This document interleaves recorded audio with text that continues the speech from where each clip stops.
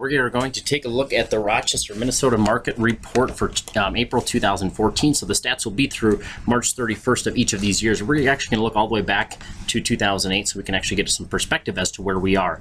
So the first category we're going to look at is sold listings. So year to date through March 31st, we are currently at 317. This is for all of Rochester, Minnesota residential. So that is down 7.3% from last year where we were at 342. It's up a little bit from 2012. We were at 310. To give you some perspective, our lowest was in 2010, so we were at 237. So basically about 80 homes increased since 2010 through March. So we did get off to a little slow start here in 2014 compared to last year, but just to give you some perspective, all the way back to 2008 is where we really started seeing that downturn in the market, and we've seen how we've rebounded, and now we're down a little bit for sold listings here in 2014, and you'll be able to see some stats here that we're going to show you that's going to show you probably what is causing that, and that is our lack of inventory where we are much needed. So next category we're going to take a look at is the average sale price for Rochester, Minnesota. So again, this is through March 31st, and year to date we are at 183, and that is down 0.2% from last year where we were at 184. It's up almost 10 grand from 2 years ago, up a significant amount from basically about 15, 16 grand from 3 years ago in 2011.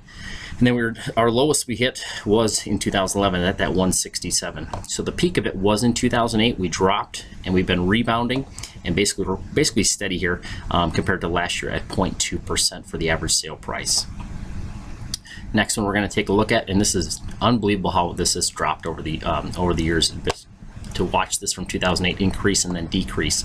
So our average sold days on the market are currently at 86 through March. So that's down almost 22% versus last year where we were at 110, and then 139. Our peak was 152. So almost half the amount of time homes are staying on the market that are selling. So that is a significant drop here in Rochester. So something to keep an eye on and see what happens here in the future months. The last category we're going to take a look at, and this is very telling of what we need in Rochester right now, and that is our active listings. We are currently down 15.2% in our active inventory versus last year. We're at 545 as of March 31st. We were at 643 last year.